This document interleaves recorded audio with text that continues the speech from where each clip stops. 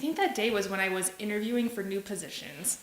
I was living in the Bay Area, and I was either looking at becoming, so I was a marketing director, so continuing down that path. And in tech specifically, it just is a lot of hours. It's very demanding, it's very competitive. And so there isn't the option, like leaving at 5 o'clock and then not working for the rest of the night really isn't an option. And then I would be looking at this huge commute on top of those hours.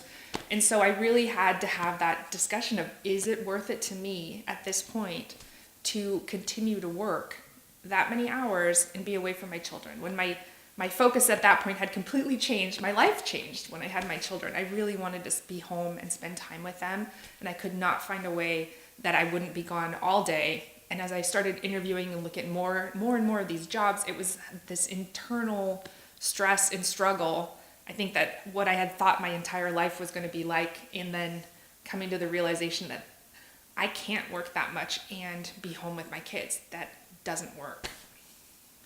Well, I walked into an interview at a mega tech company in San Francisco, and this was really nervous. It was a huge job interview for me, and if I had gotten it, it would have been the chance to work at a dream company. So after my day of interviews, I was feeling really stressed, and then digging in and talking to the people just how many hours they worked, it was weighing on me very heavily. It just made my gut kind of sink. I went from excited to just sort of terrified, because although I really wanted this job and it would have been an amazing opportunity for me, it absolutely made me force the decision that if I took a job like this, I would not be home with my kids. I would barely have any time with them at all.